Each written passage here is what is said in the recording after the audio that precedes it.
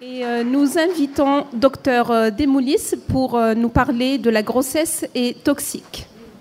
Alors, moi, je vais vous parler, comme elle a dit, de la grossesse et des toxiques, mais je vais plus m'attacher à parler des mécanismes, des mécanismes qui sous-tendent les observations à long terme sur les enfants qui ont été exposés in utero à des substances psychoactives comme l'alcool, le tabac et le cannabis.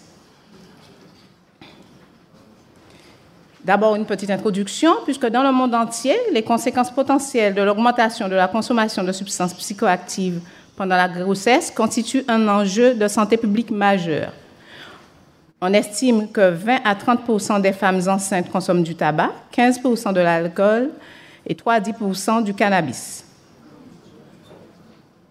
Alors, cependant, ces usages varient d'un pays à l'autre et ces données-là sont recueillies auprès des femmes enceintes, donc on a souvent une sous-évaluation des chiffres. Le cannabis est consommé pour ses propriétés psychoactives, mais également comme antiémétique pour traiter les nausées de la femme enceinte, en oubliant qu'il peut y avoir des effets sur le fœtus en développement. Si on regarde les perturbations de développement du système nerveux central, l'essentiel de la morphogenèse se fait pendant la vie embryonnaire, donc de la 2e à la 8e semaine d'aménorrhée, mais au stade fœtal, le système nerveux central et l'appareil urogénital n'ont pas fini leur différenciation. Et l'effet de la consommation par la mère de substances psychoactives variera avec le stade de développement du fœtus lors de son exposition. Si on regarde ce qui se passe pour l'alcool, il n'est pas digéré et passe directement du tube digestif vers l'intestin pour la maman. Son métabolite principal, l'acétaldéhyde, est également toxique. Les deux peuvent traverser la membrane placentaire et vont exercer directement leurs activités toxiques sur le fœtus ou l'embryon. Des études chez le rat et la souris montrent qu'une exposition in utero à l'éthanol à J10 se traduit par différentes anomalies crânio-faciales, de l'œil et du nerf optique, du système cardiovasculaire, des membres. Et ce sont des troubles qui sont comparables à ceux qui sont observés dans le syndrome d'alcoolisation fœtale humain, qui se caractérise par un retard de croissance intra-utérin, des dysmorphies crânio-faciales, des malformations congénitales de type cardiopathie, hydrocéphalie et un retard du développement neurocomportemental. Chez ces enfants, relativement tard après l'exposition, on observe une hyperactivité, des temps de réaction allongés, de l'impulsivité et de l'agressivité. Et des études ont montré que ces enfants-là ont plus de risques de présenter des désordres psychiatriques et d'avoir des problèmes avec la justice. Si on regarde les effets de l'exposition maintenant du cannabis et au tabac pendant la gestation, cette figure-là nous montre bien qu'il y a des effets dès la naissance, mais des effets aussi à plus long terme, puisqu'on en retrouve à l'adolescence et même chez l'adulte. On peut citer à la naissance des troubles du développement mental, des tremblements exagérés pour la consommation de cannabis, une réduction du poids, de la taille, de la circonférence de la tête pour la consommation de tabac. Si on regarde maintenant à la fin de l'enfance, on a des troubles des fonctions d'exécution, des problèmes visuels, une augmentation de l'hyperactivité, de l'impulsivité, de l'inattention, comme pour l'alcool. Et pour la consommation du tabac, on a des troubles de la cognition, puisqu'on voit des troubles du langage, des problèmes de la mémorisation et une augmentation du risque de la consommation de cigarettes et de l'anxiété et de la dépression. Et plus tard, on observe pour le cannabis ce même risque d'augmentation de consommation de cigarettes et de marijuana quand l'enfant a été exposé in utero au cannabis.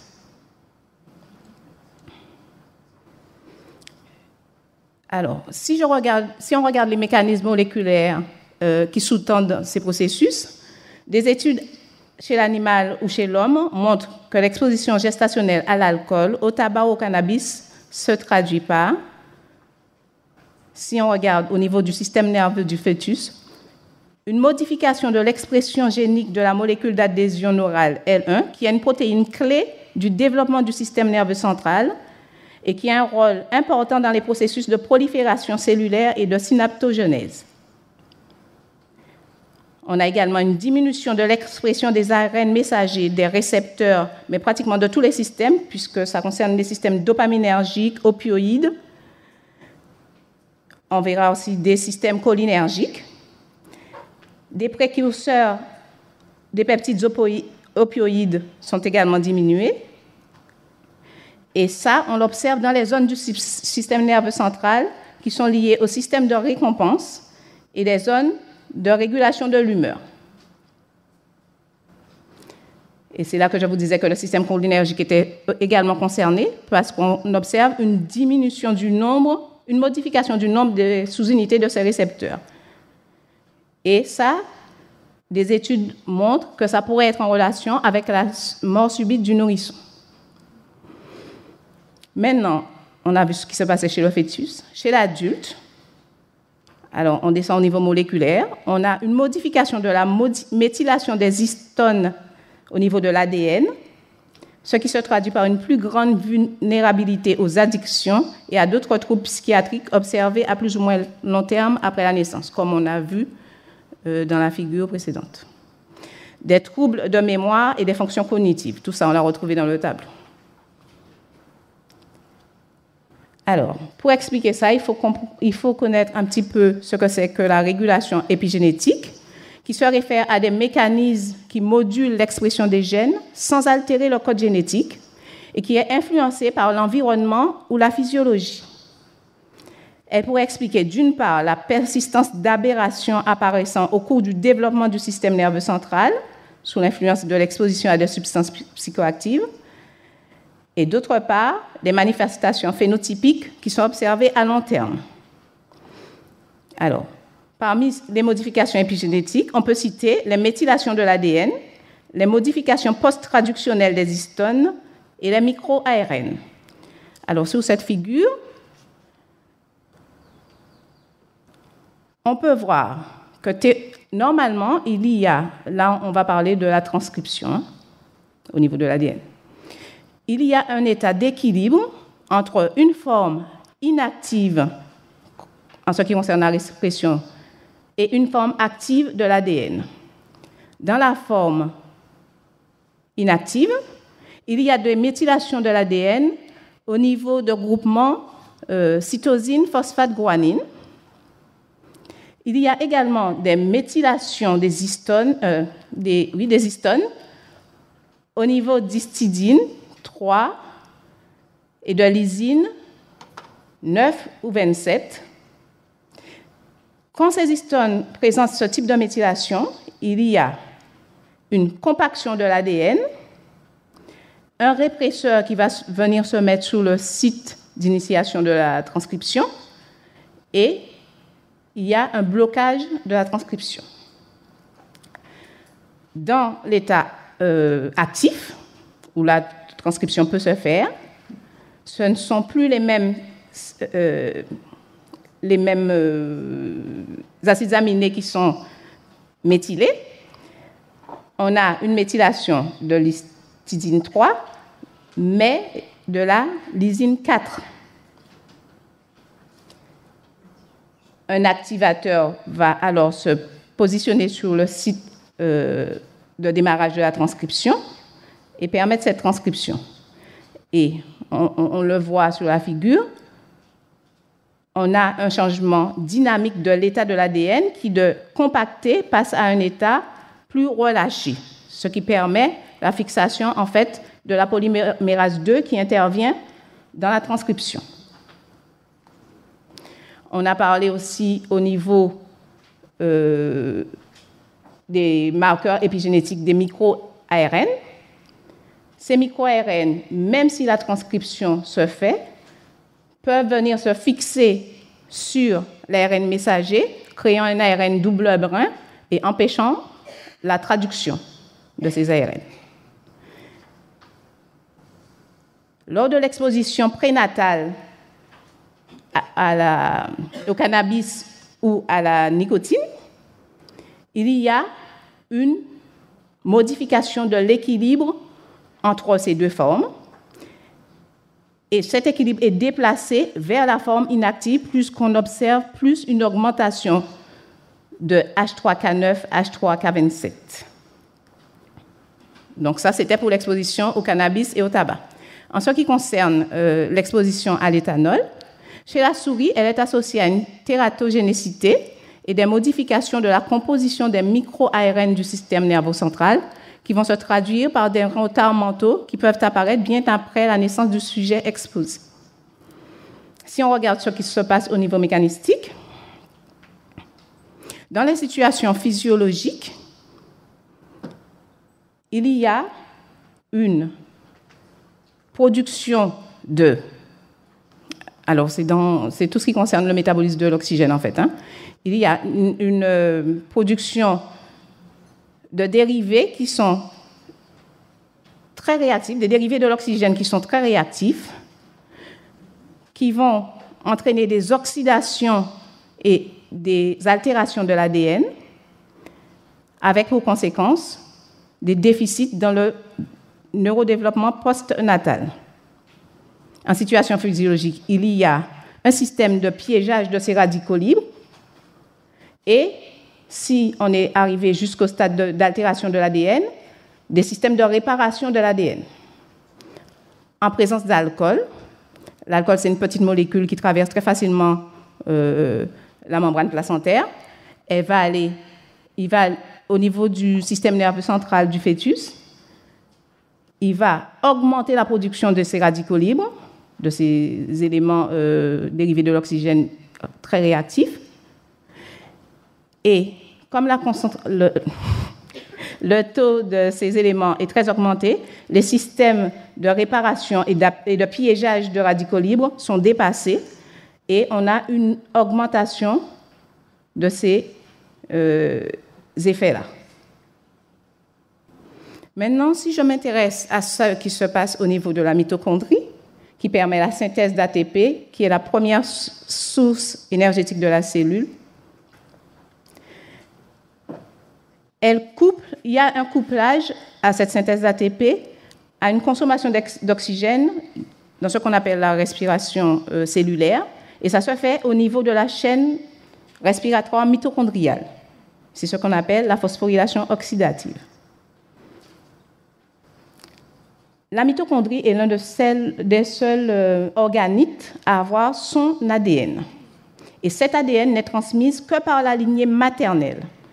Cependant, la mitochondrie est essentielle à la mobilité du flagelle du spermatozoïde, grâce à la synthèse d'ATP, parce que c'est quelque chose d'énergétique, à la fertilité masculine et tout au long de la grossesse, à l'apport de l'énergie et des métabolites nécessaires au développement embryonnaire. De plus, à ce stade crucial, la mitochondrie régule l'apoptose qui permet de faire le choix des cellules ou des tissus à éliminer pour un développement embryonnaire correct. Puisque tout est question d'équilibre, il faut éliminer certaines cellules et favoriser la survie d'autres cellules pour avoir un bon développement.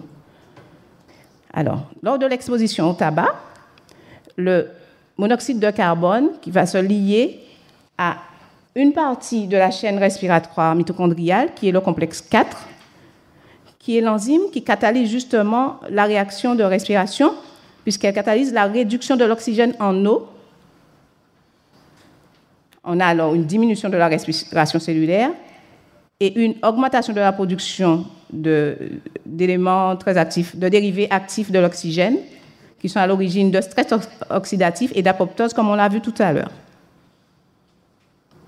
Et ces mécanismes seraient impliqués dans la réduction de croissance intra-utérine observée lors de l'exposition in utero au tabac. Il faut avoir quelques définitions si on veut comprendre un petit peu ce qui se passe. Donc, voilà pourquoi j'ai mis que le trophoblaste correspond à la couche cellulaire qui délimite l'œuf. Il est à l'origine d'une partie du placenta et il est impliqué dans l'implantation de l'œuf dans la muqueuse utérine maternelle, les échanges de nutriments ou de déchets et la production d'hormones de la famille des prolactines qui interviennent dans la survie des cellules déciduales, qui sont des cellules de l'endomètre, qui seront modifiées dès la nidation, qui sont riches en glycogène et constitueront les réserves nutritives de l'embryon, tout en permettant parallèlement l'ancrage du placenta. Lors de l'exposition gestationnelle à l'alcool, on observe une augmentation de l'apoptose des cellules trophoblastiques, un déplacement de l'équilibre dont je vous parlais tout à l'heure vers les mécanismes pro-apoptotiques, une diminution de l'expression des ARN messagers du complexe 2 de la chaîne respiratoire, c'est là? Du complexe 2 de la chaîne respiratoire, et ainsi une diminution de la production d'ATP, une diminution de l'expression des ARN messagers des prolactines et de leurs récepteurs qui va perturber la survie des cellules déciduales et donc le développement embryonnaire. On observe également un effet inhibiteur sur la voie de signalisation de l'insuline qui se traduit par une diminution de la translocation des protéines GLUT4 qui permettent de faire entrer du glucose dans la cellule, ce qui va modifier la glycolyse et la glycogénogenèse dans les cellules déciduales. Voilà, je vais. Donc, pour conclure, la période prénatale est très sensible et l'exposition à ce stade de développement à des substances psychoactives conduit à des altérations épigénétiques, des perturbations de fonctionnement des mitochondries, en particulier au niveau du système nerveux central. Et ces perturbations seront à l'origine des désordres à court, mais également à moyen et long terme chez le sujet exposé in utero. Et tout ça nous conforte dans le fait qu'il faut bien dire zéro alcool, mais également zéro cigarette et zéro cannabis au cours de la grossesse. Merci pour votre écoute.